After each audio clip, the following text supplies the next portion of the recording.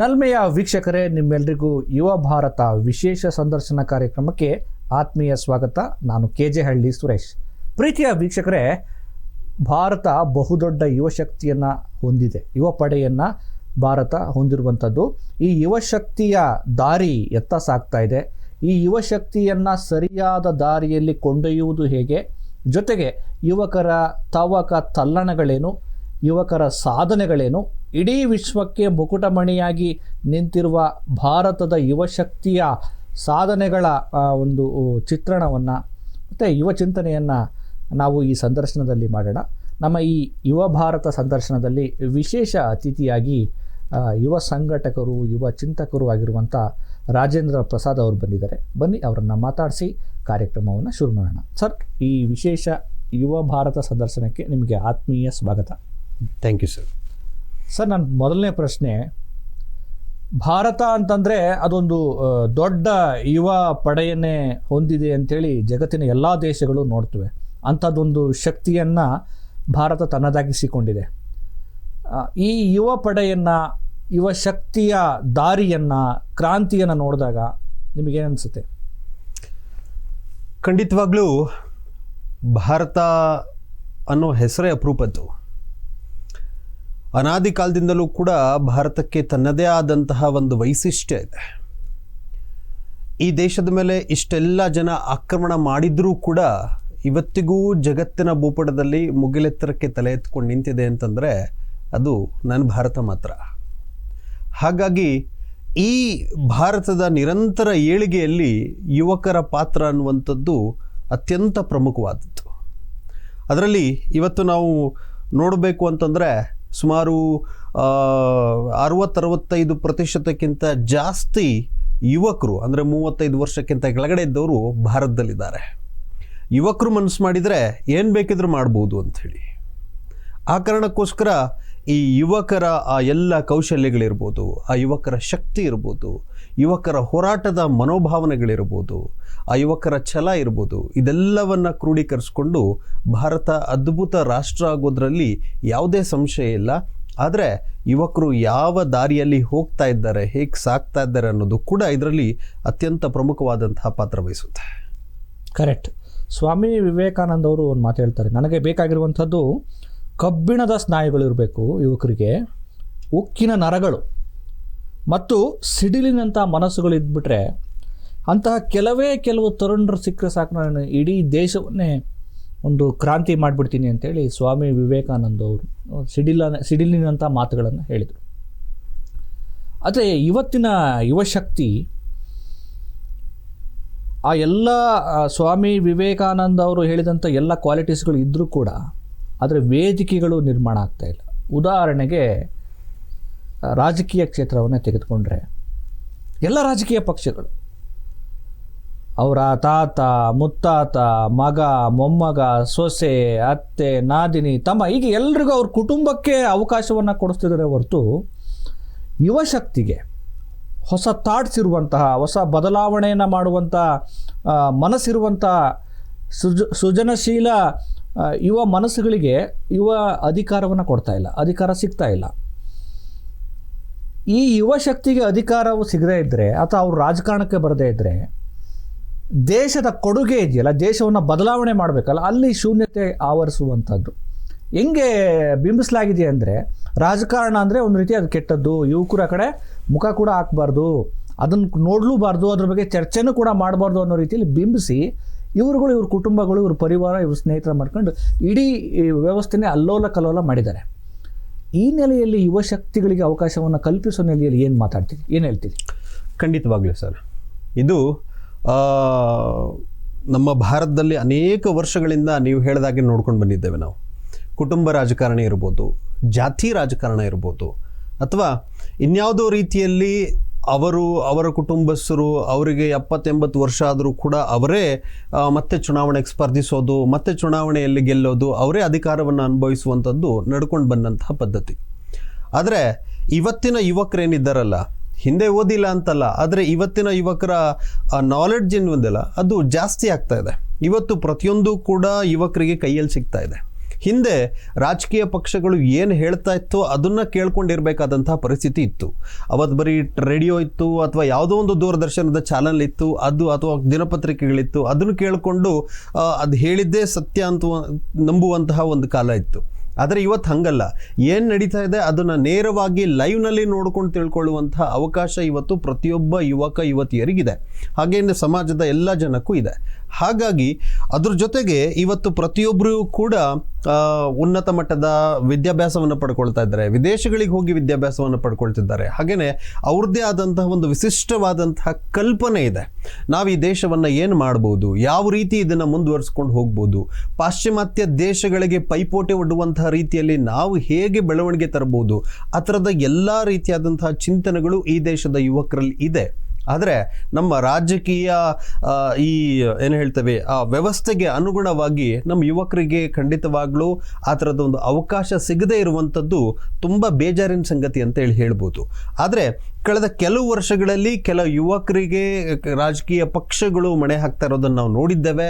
ಅವರು ಚುನಾವಣೆಗಳಲ್ಲಿ ಸ್ಪರ್ಧೆಯನ್ನು ಮಾಡ್ತಾ ಇದ್ದಾರೆ, ಅವರು ಶಾಸಕರಾಗ್ತಾ ಇದ್ದಾರೆ, ಸಂಸದರಾಗ್ತಾ ಇದ್ದಾರೆ. ತಮಗೆ ಸಿಕ್ಕಿರುವಂಥ ಅವಕಾಶಗಳನ್ನು ಚೆನ್ನಾಗಿ ಬಳಸ್ಕೊಂಡಿರೋನು ನಾವು ನೋಡಿದ್ದೇವೆ.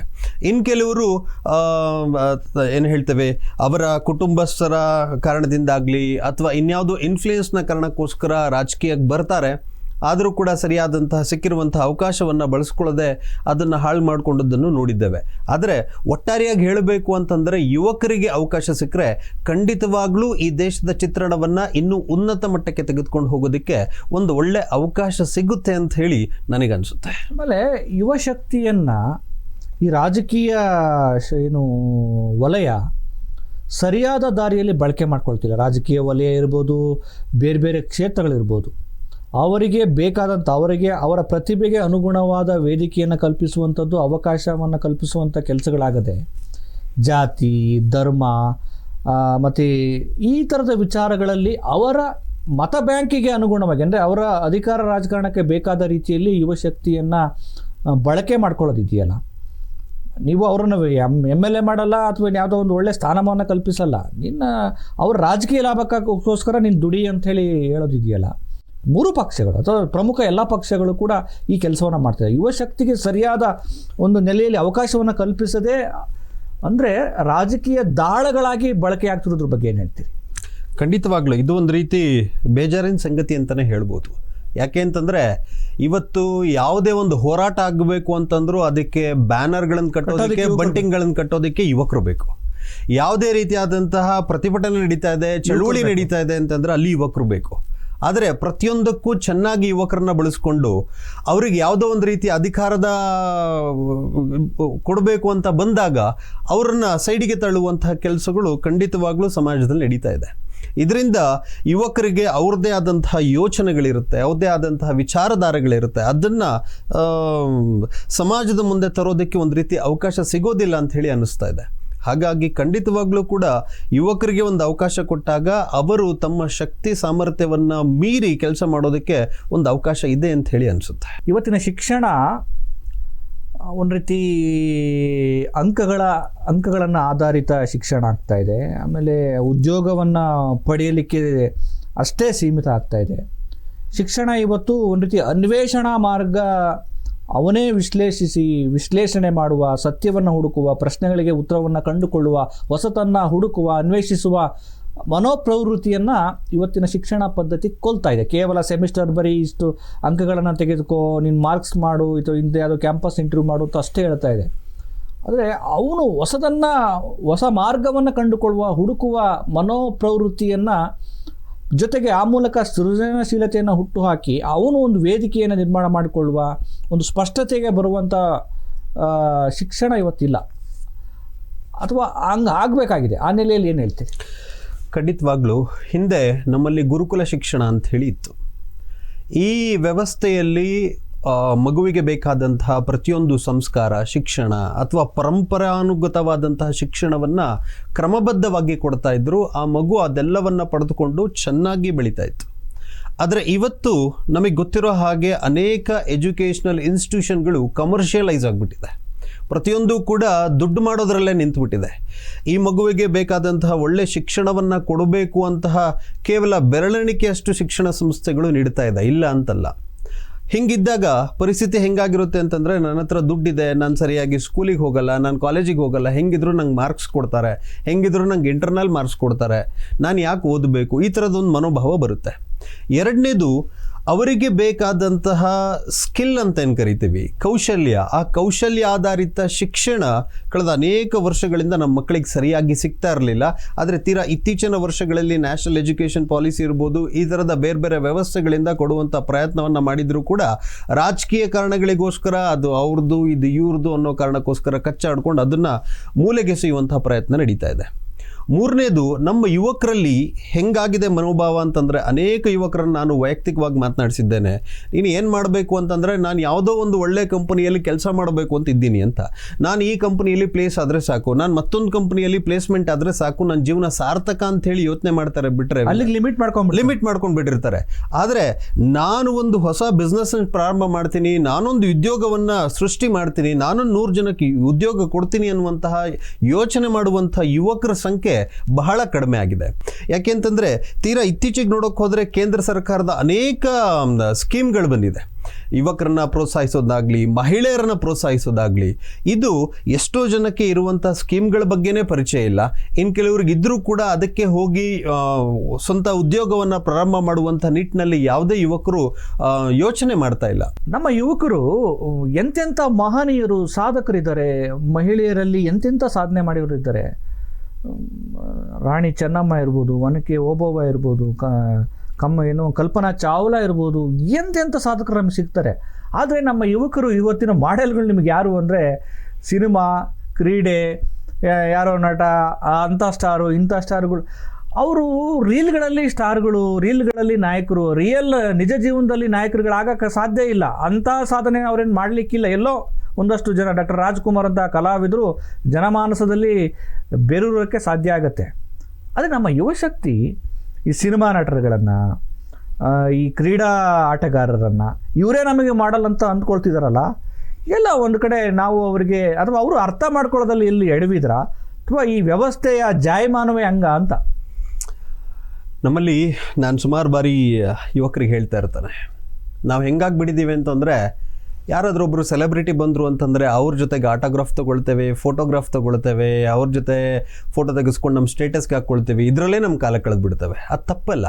ಆದರೆ ನಾನು ಯಾವಾಗ ಹೋದಾಗ ನನ್ನ ಜೊತೆ ನಿಂತ್ಕೊಂಡು ಸೆಲ್ಫಿ ತೆಕ್ಕೊಳ್ತಾರೆ, ನನ್ನ ಜೊತೆ ನಿಲ್ಸ್ಕೊಂಡು ಯಾವಾಗ ಆಟೋಗ್ರಾಫ್ ತೊಗೊಳ್ತಾರೆ, ನಾನು ಯಾವಾಗ ಹೀರೋ ಆಗ್ತೀನಿ ಅಂತ ಯೋಚನೆ ಮಾಡೋದನ್ನು ಬಿಟ್ಬಿಟ್ಟಿರ್ತೇವೆ. ಬೇರೆಯವ್ರನ್ನ ಹೀರೋ ಮಾಡೋದ್ರಲ್ಲೇ ನಮ್ಮ ಜೀವನವನ್ನು ಕಳೆದ್ಬಿಟ್ಟಿರ್ತೇವೆ.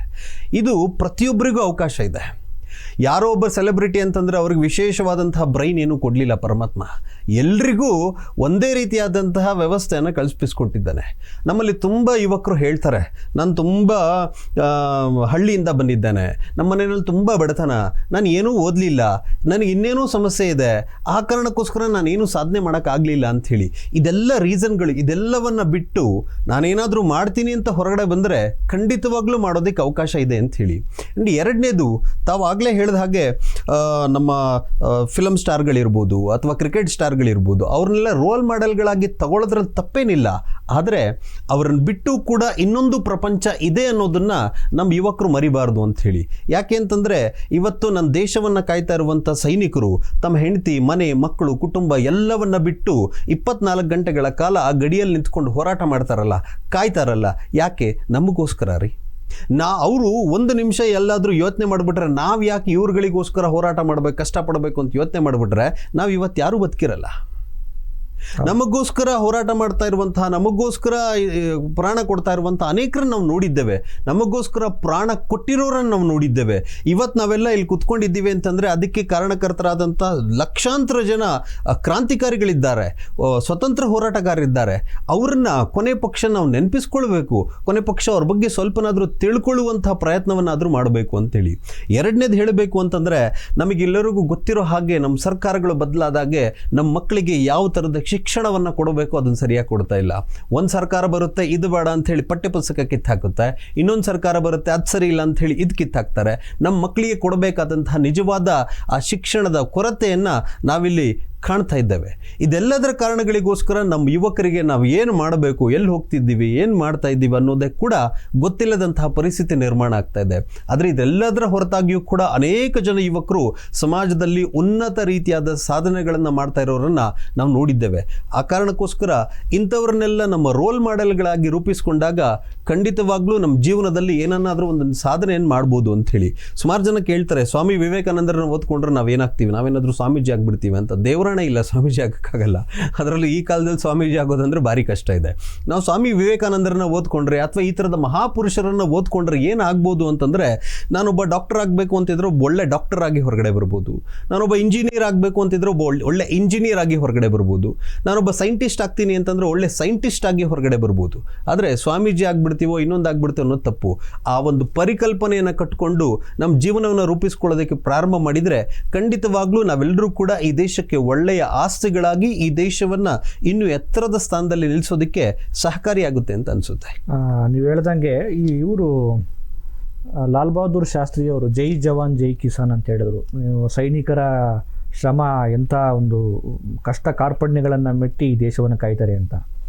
ಅದರ ಜೊತೆಗೆ ಇಡೀ ದೇಶಕ್ಕೆ ಅನ್ನ ಹಾಕುವಂಥ ರೈತರು, ಹೌದು, ಆಮೇಲೆ ಪೌರ ಕಾರ್ಮಿಕರು, ಎಷ್ಟೊಂದು ಸೆಲೆಬ್ರಿಟೀಸ್ಗಳು ನಮ್ಮ ನಡುವೆ ಸಿಗ್ತಾರೆ. ನಾವು ಯಾವತ್ತೂ ಆ ರೈತರನ್ನ ನಾವು ಆ ಒಂದು ಗೌರವಯುತವಾಗಿ ನೋಡೋದೇ ಇಲ್ಲ. ರೈತರ ಅದೇನು ಕಾಮನ್ ಅಂತ ಅಂದ್ಕೊಳ್ತೇವೆ. ಇವರೆಲ್ಲ ನಮ್ಮ ನಡುವೆ ಸಹಜವಾಗಿ ಕಾಣುವಂಥ ರಿಯಲ್ ಸ್ಟಾರ್ಗಳು, ನಿಜದ ಐಕಾನ್ಗಳು ಅಂತ ಅನಿಸುತ್ತೆ. ಸರ್, ಇನ್ನೊಂದು ಗಂಭೀರವಾದ ಪ್ರಶ್ನೆ. ಇವತ್ತಿನ ಯುವಶಕ್ತಿಗೆ ಒಂದು ಸಮಸ್ಯೆಯನ್ನು ಎದುರಿಸುವಂಥ ಒಂದು ಮನೋಬಲ ಸಿಗ್ತಾ ಇಲ್ಲ ಅನ್ನುವಂಥದ್ದು. ಏನೋ ಒಂದು ಯಾರೋ ಬೈದರು ಅಂತೇಳಿ ನೊಂದ್ಕೊಳ್ಳೋದು, ಪರೀಕ್ಷೆಯಲ್ಲಿ ಅಂಕಗಳು ಸಿಗಲಿಲ್ಲ ಅಂತೇಳಿ ಫೇಲ್ ಆಗುವಂಥದ್ದು, ಆತ್ಮಹತ್ಯೆ ಮಾಡ್ಕೊಳ್ಳುವಂಥದ್ದು, ಒಂದು ರೀತಿ ಆತಂಕಕ್ಕೆ ಖಿನ್ನತೆಗೆ ಒಳಗಾಗುವಂಥದ್ದು, ಕಾನ್ಫಿಡೆನ್ಸನ್ನೇ ಕುಗ್ಗಿಸ್ಕೊಳ್ಳುವಂಥ ಪ್ರವೃತ್ತಿ ಹೆಚ್ಚಾಗ್ತಾಯಿದೆ. ಎಸ್ಪೆಷಲಿ ಇವತ್ತಿನ ಈ ಜಾಗತಿಕ ಟೆಕ್ನಾಲಜಿ ಕಾಲದಲ್ಲಿ. ಅಂದರೆ ಯುವ ಮನಸ್ಸುಗಳು ಎಲ್ಲೋ ಒಂದು ಕಡೆ ತಮಗೆ ಬೇಕಾಗಿರುವ ಮನೋಬಲವನ್ನು, ಆತ್ಮವಿಶ್ವಾಸವನ್ನು ಕಂಡುಕೊಳ್ಳುವಲ್ಲಿ ಸೋಲ್ತಾ ಇದ್ದಾರೆ. ಅವ್ರಿಗೆ ಯಾರೋ ಒಂದು ಒತ್ತಾಸೆಯಾಗಿ ನಿಲ್ಲಬೇಕಾಗಿದೆ, ಅವರಲ್ಲೊಂದು ಜೀವ ಚೈತನ್ಯವನ್ನು ತುಂಬಬೇಕಾಗಿದೆ. ಅವರನ್ನು ಸ್ವಾಮಿ ವಿವೇಕಾನಂದರು ಹೇಳ್ತಾರಲ್ಲ, ಎದ್ದೇಳಿ ಗುರಿ ಮುಟ್ಟುವ ತನಕ ನಿಲ್ಲದಿರಿ ಅಂತೇಳಿ ಅಂಥದ್ದೊಂದು ವಿದ್ಯುತ್ವಾಣಿ ಧೀಶಕ್ತಿ ಬೇಕಾಗಿದೆ. ಆದರೆ ಆ ಎಲ್ಲ ಧೀಶಕ್ತಿಯನ್ನು ಇವತ್ತಿನ ಮೊಬೈಲ್ಗಳು, ಇವತ್ತಿನ ಜಂಜಡ ಬದುಕು, ಒತ್ತಡಗಳು ಎಲ್ಲ ಕಿಲ್ ಮಾಡ್ತಾ ಇದೆ.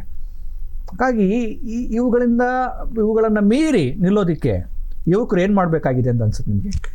ಖಂಡಿತವಾಗ್ಲೂ ಒಳ್ಳೆಯ ಪ್ರಶ್ನೆ.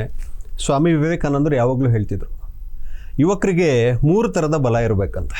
ಒಂದು ದೇಹ ಬಲ, ಮನೋಬಲ ಮತ್ತು ಆತ್ಮಬಲ ಅಂಥೇಳಿ. ಈ 3 ಥರದ ಬಲ ಇದ್ದರೆ ಯಾರು ಏನು ಬೇಕಿದ್ರೂ ಮಾಡ್ಬೋದು ಅಂಥೇಳಿ.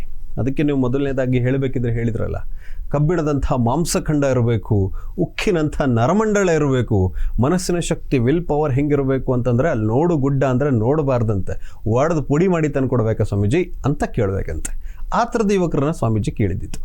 ಇವತ್ತು ನಮ್ಮ ಯುವಕರ ಕೆಲವರ ಪರಿಸ್ಥಿತಿ ಹೆಂಗಾಗ್ಬಿಟ್ಟಿದೆ ಅಂತಂದರೆ, ನಮಗೆ ಜೀವನದಲ್ಲಿ ಏನೋ ಒಂದು ರೀತಿ ಹಿನ್ನಡೆ ಆಗೋಯ್ತು ಅಂತಂದರೆ ಜೀವನನೇ ಮುಗಿದೋಯ್ತು ಅನ್ನುವಂಥ ಯೋಚನೆಯನ್ನು ನಾವು ಮಾಡ್ತೇವೆ. ಒಂದು SSLCಯಲ್ಲೋ, ಒಂದು PUCಯಲ್ಲೋ ಒಂದು ಸಬ್ಜೆಕ್ಟ್ 2 ಸಬ್ಜೆಕ್ಟ್ ಫೇಲ್ ಆದರೆ ನಾವು ಹೋಗಿ ಸೂಸೈಡ್ ಮಾಡ್ಕೊಳ್ತಾ ಇದ್ದೇವೆ. ಯಾವುದೋ ಹುಡುಗಿಗೋಸ್ಕರನೋ ಹುಡುಗನಿಗೋಸ್ಕರನೋ ನಾವು ಸಿಗಲಿಲ್ಲ ಅನ್ನೋ ಕಾರಣಕ್ಕೋಸ್ಕರ ನಾವು ಸೂಸೈಡ್ ಮಾಡ್ಕೊಳ್ಳೋದನ್ನು ನೋಡಿದ್ದೇವೆ. ಆದರೆ ನಮ್ಮ ತಂದೆ ತಾಯಿಯಂದರು ನಮಗೋಸ್ಕರ ಇಷ್ಟೆಲ್ಲ ಕಷ್ಟಪಟ್ಟು ನಮಗೆ ಜನ್ಮ ಕೊಟ್ಟು ಇಷ್ಟೆಲ್ಲ ಹೋರಾಟ ಮಾಡಿ ನಮ್ಮನ್ನು ಸಾಕ್ತಾ ಇದ್ದಾರೆ, ಸಲಹುತ್ತಾ ಇದ್ದಾರೆ ಅನ್ನುವಂತಹ ಭಾವನೆ ನಮ್ಮ ಯುವಕರಲ್ಲಿ ಕೆಲವರಿಗೆ ಬರ್ತಾ ಇಲ್ವಲ್ಲ ಅನ್ನೋದೇ ಬೇಜಾರಿನ ಸಂಗತಿ ಅಂತ ಹೇಳಿ. ಹಾಗೇನೆ ಯಾರು ನಿಜವಾಗ್ಲೂ ನಮ್ಮ ಮಕ್ಕಳಿಗೆ ಆದರ್ಶರಾಗಬೇಕಿತ್ತೋ ಆ ಥರದವರು ಆದರ್ಶರಾಗ್ತಾ ಇಲ್ಲ. ಅದು ಡೇ 1 ಇಂದ ಶಿಕ್ಷಣದಲ್ಲಿ ಬರಬೇಕಾಗಿತ್ತು ಅಂತ ಹೇಳಿ. ಯಾಕೆ ಅಂತಂದರೆ ಖಂಡಿತವಾಗ್ಲೂ ತಾಯಿಯಂದರೆ ನಿಜವಾದಂತಹ ಶಿಕ್ಷಕರು. ಮೊದಲನೇದಾಗಿ ತಾಯಿ ತನ್ನ ಮಗುವಿಗೆ ಯಾವ ಥರದ ಸಂಸ್ಕಾರವನ್ನು ಕೊಡ್ತಾಳೋ ಅದೇ ರೀತಿ ಮಗು ನಿರ್ಮಾಣ ಆಗುತ್ತೆ ಅಂತೇಳಿ ಹೇಳ್ತಾರೆ. ಯಾಕೆ ನಾನು ಮಧ್ಯ ಪ್ರವೇಶ ಮಾಡಿದೆ. ಈಗ ತಂದೆ ತಾಯಿಗಳು ಏನು ಮಾಡ್ತಾರೆ ಅಂದರೆ, ನೀನು ಒಳ್ಳೆಯ ಮಾರ್ಕ್ಸ್ ಅನ್ನು ತೆಗೆದುಕೋ, ಹೌದು, ಒಳ್ಳೆಯ ಕಂಪ್ನಿ ಎಲ್ಲ ಪಾಸ್ ಮಾಡು, ರ್ಯಾಂಕಲ್ಲಿ ತೇರ್ಗಡೆ ಆಗು, ಒಳ್ಳೆ ಕಂಪ್ನಿ ಸೇರ್ಕೋ, ಚೆನ್ನಾಗಿ ದುಡಿ, ಅಲ್ಲಿಗೆ ನಿನ್ನ ಸಾಧನೆ ಮುಗಿದೋಯ್ತು. ನಿನಗೆ ಕೆಲಸ ಸಿಗಲಿಲ್ಲ ಅಂತಂದರೆ ಅವನಿಗೆ ಒತ್ತಡ ಶುರುವಾಗುತ್ತೆ. ಕುಟುಂಬವನ್ನು ಅವನು ಜವಾಬ್ದಾರಿ ತೆಗೆದುಕೊಳ್ಬೇಕಾಗತ್ತೆ. ಯಾಕೆಂದರೆ ಉದ್ಯೋಗ ಅನ್ನೋದು ಅಷ್ಟು ಇವತ್ತಿನ ಕಾಂಪಿಟೇಷನ್ ಯುಗದಲ್ಲಿ ಅಷ್ಟು ಸುಲಭಕ್ಕೆ ಸಿಗ್ತಾ ಇಲ್ಲ. ಅಂದರೆ ಎಲ್ಲೋ ಒಂದು ಕಡೆ ವ್ಯವಸ್ಥೆಯಲ್ಲೇ ಸ್ವಲ್ಪ ಲೋಪಗಳಾಗ್ತಿದ್ದಾವೆ ಅಂತ ನೀವು ಹೇಳಿದ ಹಾಗೆ ತಂದೆ ತಾಯಿಗಳು ಅವರ ಸ್ಕಿಲ್ ಏನು, ಅವರಿಗೆ ಅವರ ಮನಸ್ಥಿತಿ ಹೇಗಿದೆ, ಅವ್ರಿಗೆ ಈಗ ಸದ್ಯಕ್ಕೆ ಏನು ತುಂಬಬೇಕಾಗಿದೆ, ಫೇಲ್ ಆದರೆ ಏನಾಯಿತು ಇನ್ನೊಂದು ನೋಡ್ಕೊ ಅಂತೇಳಿ. ಜಗತ್ತಲ್ಲಿ ಎಷ್ಟೋ ಜನ ಫೇಲ್ ಆಗಿರೋರು ಕೂಡ ದೊಡ್ಡ ದೊಡ್ಡ ಸಾಧನೆಗಳನ್ನ ಮಾಡಿದ್ದಾರೆ. ನೀವು ನೋಡಿದಂಗೆ ಸಚಿನ್ ತೆಂಡೂಲ್ಕರ್ SLC ಪಾಸ್ ಆಗಿಲ್ಲ, ಆದರೂ ಕೂಡ ಸರ್ವಶ್ರೇಷ್ಠ ಕ್ರಿಕೆಟಿಗ ಆದರು. 10ನೇ ತರಗತಿ ಪಾಸ್ ಮಾಡೋಕ್ಕಾಗಲಿಲ್ಲ ಅವರು, ಆದರೆ ಅವರು ಮಹಾರಾಷ್ಟ್ರದಲ್ಲಿ 10ನೇ ತರಗತಿಗೆ ಒಂದು ಪಟ್ಟಿ ಆದರು ವಿದ್ಯಾರ್ಥಿಗಳಿಗೆ. ತುಂಬ ಉದಾಹರಣೆಗಳು ಸಿಗ್ತವೆ. ಖಂಡಿತ. ಅದೇ ಇಂಥ ಉದಾಹರಣೆಗಳನ್ನು ಪೋಷಕರು ಹೇಳಬೇಕಾಗಿದೆ. ಆದರೆ ಇವತ್ತು ಪೋಷಕರು ಏನು ಮಾಡ್ತಾರೆ, ಒತ್ತಡಗಳನ್ನ ಹಾಕ್ತಿದ್ದಾರೆ. ಅಂದರೆ ಅವ್ರನ್ನ ತಲೆ ತುಂಬ ಮಾರ್ಕ್ಸು, ಹಣ, ಒಳ್ಳೆ ಜಾಬು, ದುಡ್ಡು ಅಂಕಗಳು ಮತ್ತು ಒಳ್ಳೆ ಜೀವನ, ಅಲ್ಲಿಗೆ ನೀನು ಸಾಧನೆ ಮುಗಿದೋಯ್ತು ಅನ್ನೋ ಥರದಲ್ಲಿ. ಹೌದು, ಕೆಲವ್ರಿಗೆ ಏನಾಗ್ಬಿಟ್ಟಿದೆ ಅಂತಂದರೆ, ನಾನು ನನ್ನ ಜೀವನದಲ್ಲಿ ಇದನ್ನು ಮಾಡೋಕ್ಕಾಗಲಿಲ್ಲ. ಉದಾಹರಣೆಗೆ ನಾನು ಇಂಜಿನಿಯರ್ ಆಗಬೇಕು ಅಂತಿದ್ದೀನಿ, ನನಗೆ ಆಗಲಿಲ್ಲ. ನನ್ನ ಮಗಳು ಇಂಜಿನಿಯರ್ ಆಗಲಿ, ನನಗೆ ಡಾಕ್ಟರ್ ಆಗಬೇಕು ಅಂತಿದ್ದೀನಿ, ಆಗಲಿಲ್ಲ, ಆಗಲಿ ಅಂತ. ಈ ಥರದ್ದೊಂದು ಭಾವನೆ. ಎರಡನೇದು, ಬೇರೆಯವ್ರ ಜೊತೆಗೆ ನಾವು ಅನೇಕ ಬಾರಿ ಕಂಪೇರ್ ಮಾಡ್ತಾ ಇರ್ತೇವೆ. ನೋಡು, ಪಕ್ಕದ ಮಗನ ಮಗು ಅಷ್ಟು ಮಾರ್ಕ್ಸ್ ತೆಗಿತು, ನೀನು ಇಷ್ಟು ತೆಗ್ದಿದ್ಯಾ, ಅವ್ನು ನನ್ನ ಫ್ರೆಂಡ್ ಮಗ ಹಂಗಾದ, ನೀನು ಹಿಂಗಾಗಿದ್ಯಾ ಅಂಥೇಳಿ. ಅದ್ರ ಬಗ್ಗೆನೇ ನಾವು ಯಾವಾಗಲೂ ತಲೆ ತುರುಕ್ತಾ ಇರ್ತೇವೆ. ಆ ಮಕ್ಕಳಲ್ಲಿ ಒಂದು ರೀತಿ ಪ್ರೆಷರ್ನ ಪೋಷಕರಾಗಿ ನಾವು ಅನೇಕ ಬಾರಿ ಕ್ರಿಯೇಟ್ ಮಾಡ್ತಾ ಇರ್ತೇವೆ. ಇನ್ನು ಎರಡನೇದಾಗಿ, ನಾನು ಅವಾಗಲೇ ಹೇಳಿದಾಗೆ, ಇವತ್ತು ತುಂಬ ಎಜುಕೇಷನಲ್ ಇನ್ಸ್ಟಿಟ್ಯೂಷನ್ಗಳು ಕಮರ್ಷಿಯಲೈಸ್ ಆಗಿರೋದ್ರಿಂದ ಅವ್ರಿಗೆ ಮುಖ್ಯವಾಗಿ ಬೇಕಾಗಿರೋದೇನು ಅಂತಂದರೆ ರಿಸಲ್ಟು. ಆ ರಿಸಲ್ಟ್ ಬರಬೇಕು ಅಂತಂದರೆ ಮಕ್ಕಳಿಗೆ ಬೇಕಾಗಿದ್ದೋ ಬ್ಯಾಡ್ದಿದ್ದೇನೋ ತಲೆಗೆ ತುಂಬಿ ಆ ಮಕ್ಕಳು ಏನು ಮಾಡಬೇಕು, ಸ್ಕೋರ್ ಮಾಡಬೇಕು ಅಷ್ಟೇ. ಈ ಕಾರಣಗಳಿಗೋಸ್ಕರ ಎಷ್ಟೋ ಮಕ್ಕಳು ಆ ಪ್ರೆಷರ್ನ ತಡ್ಕೊಳಕ್ಕಾಗದೆ ಆತ್ಮಹತ್ಯೆ ಮಾಡಿಕೊಂಡಂತಹ ಪ್ರಸಂಗಗಳನ್ನು ನಾವು ನೋಡ್ತೇವೆ. ಸೊ ಹಾಗಾಗಿ ಆ ಮಕ್ಕಳಿಗೆ ಬೇಕಾದಂತಹ ಸರಿಯಾದ ಶಿಕ್ಷಣ ಇರ್ಬೋದು, ಮಾರ್ಗದರ್ಶನ ಇರ್ಬೋದು, ನೀನು ಏನು ಮಾಡ್ತೀಯಾ ಮಾಡು, ಅದಕ್ಕೆ ನನ್ನ ಸಪೋರ್ಟ್ ಇದೆ ಅನ್ನುವಂಥ ಹೇಳುವಂಥ ಪ್ರವೃತ್ತಿ ನಮ್ಮ ಪೋಷಕರಲ್ಲಿ ಬರಬೇಕಾಗಿದೆ. ಆ ಮಗುವಿಗೆ ಇಷ್ಟ ಇರೋದನ್ನು ಅವನು ಓದಲಿ, ಇಷ್ಟ ಇರೋ ಕೆಲಸವನ್ನು ಮಾಡಲಿ. ಎಲ್ಲರೂ ಓದಲೇಬೇಕು ಅಂತಂದ್ರೆ ಆಗಲ್ಲ. ಅವ್ನು ಕ್ರಿಕೆಟರ್ ಆಗ್ಬೋದು, ಅವ್ನು ಸ್ಪೋರ್ಟ್ಸ್ ಮ್ಯಾನ್ ಆಗ್ಬೋದು, ಅವ್ನು ಇನ್ನೇನೋ ಮ್ಯೂಸಿಷಿಯನ್ ಆಗ್ಬೋದು. ಇವತ್ತು ಪ್ರತಿಯೊಬ್ಬರಿಗೂ ಅದರದ್ದೇ ಆದಂತಹ ಒಂದು ಶ್ರೇಷ್ಠತೆ ಇದೆ, ಅದರದ್ದೇ ಆದಂತಹ ಬೆಲೆ ಇದೆ. ಅವ್ನು ಯಾವುದ್ರಲ್ಲಿ ಬೆಳೆಯೋದಕ್ಕೆ ಬಿಡ್ತಾನೋ ಅದಕ್ಕೆ ಬೆಳೆಯೋದಕ್ಕೆ ಅವಕಾಶ ಇದೆ. ಅವನಿಗೆ ಬೀಳುವಂತಹ ಪ್ರಯತ್ನವನ್ನು ನಾವು ಮಾಡಬೇಕು. ಆದರೆ ನಮಗೋಸ್ಕರ ಮಕ್ಕಳಿಗೆ ತುರುಕುವಂತಹ ಪ್ರಯತ್ನ ಮಾಡೋದಿದೆಯಲ್ಲ, ಅದು ಈ ಥರದ ಅನೇಕ ಸಮಸ್ಯೆಗಳಿಗೆ ಕಾರಣ ಆಗುತ್ತೆ ಅಂತ ಹೇಳಿ ವೈಯಕ್ತಿಕವಾಗಿ ನನಗನ್ಸುತ್ತೆ. ಇನ್ನೊಂದು, ಯುವಕರಲ್ಲಿ ಸಮಾಜದಲ್ಲಿ ಬದುಕಲೇಬೇಕಾಗಿರುವ ಮತ್ತು ಸಮಾಜದಲ್ಲಿ ಇತರರೊಂದಿಗೆ ನಾವು ಹೇಗೆ ಸಹನಾಶೀಲರಾಗಿ ಮತ್ತು ಮಾನವೀಯ ನೆಲೆಯಲ್ಲಿ ಬದುಕಬೇಕು ಅನ್ನೋದು ಗೊತ್ತಾಗ್ತಾ ಇಲ್ಲ. ಯಾರೋ ಕಷ್ಟದಲ್ಲಿದ್ದಾರೆ ಅಂದರೆ ಅವ್ರಿಗೆ ಸ್ಪಂದಿಸಬೇಕು, ಅವರ ಕಷ್ಟವನ್ನು ಕೇಳಬೇಕು, ಅವ್ರಿಗೆ ಸಹಾಯ ಮಾಡಬೇಕು. ದೇಶ ಕಷ್ಟದಲ್ಲಿದೆ ಅಂತ ಅಂದರೆ, ದೇಶಕ್ಕೆ ಸಮಸ್ಯೆ ಬಂದಿದೆ ಅಂದರೆ, ಅಥವಾ ಪರಿಸರಕ್ಕೆ ತೊಂದರೆ ಆಗಿದೆ ಅಂತ ಅಂದರೆ ಅದಕ್ಕೆ ಮಿಡಿಬೇಕು, ನಾವು ಸಂವೇದನಾಶೀಲರಾಗಿ ತುಡಿಬೇಕು ಅನ್ನುವಂಥ ಒಂದು ಸಂವೇದನೆ ಇಲ್ಲ. ಅಂದರೆ ಜಡ ಆಗ್ತಿದ್ದಾರೆ ಅಂತ, ಮಷಿನ್ಗಳಾಗ್ತಿದ್ದಾರೆ ಅಂತ. ನೀವು ಮನೆಗೆ ಹೋಗಿ ಮಾತಾಡ್ಸಿದ್ರೆ, ಯಾರಾದರೂ ಅತಿಥಿಗಳು ಬಂದರೆ ಅವ್ರ ಜೊತೆ ಒಂದು ಆಪ್ತವಾಗಿ ಮಾತಾಡುವಂಥ ಮನಸ್ಥಿತಿನೇ ಆ ಯುವಕರಲ್ಲಿ ಬರ್ತಾ ಇಲ್ಲ. ನಾನು ಯಾಕೆ ಈ ಮಾತನ್ನು ಪ್ರಶ್ನೆನೇ ಕೇಳ್ತಿದ್ದೀನಿ ಅಂದರೆ, ಈಗ ಯುವಶಕ್ತಿ ಒಂದು ರೀತಿ ಅವ್ರನ್ನ ಒಂದು ಚೈತನ್ಯ ರಹಿತರನ್ನಾಗಿ ಮಾಡಿಬಿಟ್ರೆ ಈ ದೇಶಕ್ಕೆ ಹೆಂಗೆ ಕೊಡುಗೆ ಕೊಡ್ತಾರೆ, ಈ ದೇಶದ ಕಷ್ಟಗಳನ್ನು ಅವ್ರು ಹೆಂಗೆ ಮೇಲಕ್ಕೆ ಎತ್ತುತ್ತಾರೆ? ಯಾಕೆಂದರೆ ಅವರ ಮೇಲೆ ಬಹಳ ಜವಾಬ್ದಾರಿ ಇದೆ. ಯಾರೋ ಕಷ್ಟದಲ್ಲಿದ್ದಾರೆ, ಅವರಿಗೆ ರಕ್ತ ಬೇಕಾಗಿದೆ, ಅಯ್ಯೋ ನಾನು ಕೊಡಲ್ಲ, ನನಗೆ ಹಾಕಬೇಕು. ಯಾರೋ ಕಷ್ಟದಲ್ಲಿದ್ದಾರೆ, ಅಲ್ಲೇನೋ ಸಮಸ್ಯೆ ಇದೆ, ಅದನ್ನು ಬಗೆಹರಿಸಬೇಕು. ತುಂಬ ಪರ್ಸ್ನಲೈಸ್ ಆಗ್ತಾಯಿದೆ ನಮ್ಮ ಮನುಷ್ಯ ಅಂತ ನೋಡ್ತಾನೆ, ನನಗೆ ಹಾಕಬೇಕು ಅಂತೇಳಿ ಏನೋ ಅಲ್ಲೇನೋ ಆಗ್ತಾಯಿದೆ ಸಮಸ್ಯೆ. ಅವ್ರ ಕಡೆಯಿಂದ ಅಲ್ಲಿ ಹೋದರೆ ಅದು ಬಗೆಹರಿಯುತ್ತೆ, ಯಾರೋ ಒಬ್ಬರು ರಸ್ತೆಯಲ್ಲಿ ಹೋಗ್ತಿರ್ತಾರೆ, ಅದು ಆಗ್ತಾಯಿಲ್ಲ ಅಲ್ಲ. ಖಂಡಿತವಾಗ್ಲೂ.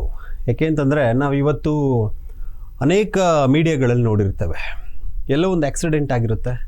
ಆ ಆಕ್ಸಿಡೆಂಟ್ ಆದಾಗ ಬೇಕಾದಂಥ ಒಂದು ಪ್ರಥಮ ಚಿಕಿತ್ಸೆ ಮಾಡ್ಬೋದು, ಬಟ್ ಮಾಡಲ್ಲ. ಅದನ್ನು ವಿಡಿಯೋ ಮಾಡಿಕೊಂಡು ಲೈವ್ ಮಾಡ್ತಾ ಇರ್ತಾರೆ ಮಕ್ಕಳು. ಇವತ್ತು ಈ ಮಾನವೀಯ ಮೌಲ್ಯಗಳು ಕೆಲವರಿಗೆ ಹೋಗ್ತಾ ಇದೆ ಅಂತ ಹೇಳಿ ಎಲ್ಲೋ ಅನ್ನಿಸ್ತಾ ಇದೆ. ಯಾಕೆ ಅಂತಂದರೆ ಇದಕ್ಕೆ ಹಲವಾರು ಕಾರಣಗಳಿದೆ. ಅದರಲ್ಲಿ ಒಂದು ಮುಖ್ಯವಾದ ಕಾರಣ ಏನಪ್ಪ ಅಂತಂದರೆ, ನಮ್ಮಲ್ಲಿ ಸಂಬಂಧಗಳು ದೂರ ಆಗ್ತಾ ಇದೆ ಅಂಥೇಳಿ. ನಮ್ಮಲ್ಲಿ ಹಿಂದೆ ಎಲ್ಲ ಕೂಡು ಕುಟುಂಬ ವ್ಯವಸ್ಥೆ ಇತ್ತು. ಇವತ್ತು ನಾವೆಲ್ಲ ನ್ಯೂಕ್ಲಿಯರ್ ಫ್ಯಾಮಿಲಿಗಳಾಗೋಗಿದ್ದೀವಿ. ಅಪ್ಪ ಅಮ್ಮ ಮಕ್ಕಳಿದ್ರೆ ಹೆಚ್ಚು. ಹಿಂಗಿರಬೇಕಿದ್ರೆ ಹಾಗೆಲ್ಲ ಕೂಡ ನಾವು ಅನ್ಯೋನ್ಯವಾಗಿ ಬೆಳೀತಾ ಇದ್ವಿ, ಒಟ್ಟಾಗಿ ಕೂತ್ಕೊಳ್ತಾ ಇದ್ವಿ, ಒಟ್ಟಾಗಿ ಹಬ್ಬ ಆಚರಿಸ್ತಾ ಇದ್ವಿ, ಒಟ್ಟಾಗಿ ಊಟ ಮಾಡ್ತಾ ಇದ್ವಿ. ನಮ್ಮಲ್ಲಿ ಅದೇ ರೀತಿಯಾದಂಥ ಅವಿನಾಭಾವ ಸಂಬಂಧ ಇತ್ತು. ಆದರೆ ಇವತ್ತು ಯಾವ ಮಕ್ಕಳಿಗೂ ಕೂಡ ಅವ್ರ ದೊಡ್ಡಪ್ಪ ಯಾರು, ಚಿಕ್ಕಪ್ಪ ಯಾರು, ಈ ಥರದ ಸಂಬಂಧಗಳೇ ಗೊತ್ತಿಲ್ಲ. ಅವ್ರಿಗೆ ಆ ಕಷ್ಟ ಸುಖಕ್ಕೆ ಹೇಗೆ ಬೆರಿಬೇಕು ಅನ್ನೋದು ಗೊತ್ತಿಲ್ಲ. ಈ ಥರದ ಪರಿಸ್ಥಿತಿಯಲ್ಲಿ ನಮ್ಮಲ್ಲಿ ಹೆಂಗಾಗ್ಬಿಟ್ಟಿದೆ ಅಂತಂದರೆ, ನಾವು ಒಂದು ಮನೆಯಲ್ಲಿ ಇರ್ತೀವಿ ಅಂತಂದರೆ ಒಬ್ಬರಿಗೆ 4 ಸೋಪ್ ಇಟ್ಟಿರ್ತೀವಿ. ಒಬ್ರು ಹಚ್ಚಿದ್ದನ್ನು ಇನ್ನೊಬ್ರು ಹಚ್ಚಲ್ಲ. ಯಾಕೆ ಹಚ್ಚಲ್ಲ ಅಂತಂದರೆ, ಅವ್ರು ಹಚ್ಚಿರೋದನ್ನು ನಾವು ಹಚ್ಚೋಕ್ಕಾಗಲ್ಲ, ನಮ್ಮ ಅಪ್ಪ ಹಚ್ಚಿರೋದನ್ನ ನಾನು ಯೂಸ್ ಮಾಡಲ್ಲ, ನಮ್ಮ ಅಮ್ಮ ಯೂಸ್ ಮಾಡಿರೋದನ್ನ ನಾನು ಸೋಪ್ ಯೂಸ್ ಮಾಡಲ್ಲ ಅಂಥೇಳಿ.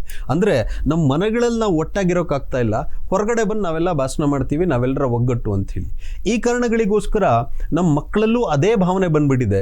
ನಂದು ಸ್ವಾರ್ಥ, ನನಗೆ ಬೇಕು, ನನ್ನ ಮಕ್ಕಳಿಗೆ ಬೇಕು, ಮೊಮ್ಮಕ್ಕಳಿಗೆ ಬೇಕು, ಈ ಥರದ ಸ್ವಾರ್ಥ ಇದೆಯಲ್ಲ, ಅದು ನಾನು ಚೆನ್ನಾಗಿದ್ರೆ ಸಾಕು, ನನ್ನ ಕುಟುಂಬ ಚೆನ್ನಾಗಿದ್ರೆ ಸಾಕು, ನನ್ನ ಮನೆ ಚೆನ್ನಾಗಿದ್ರೆ ಸಾಕು, ಹೊರಗಡೆ ಅವ್ರು ಏನಾದರೂ ಹಾಳಾಗೋಗ್ಲಿ.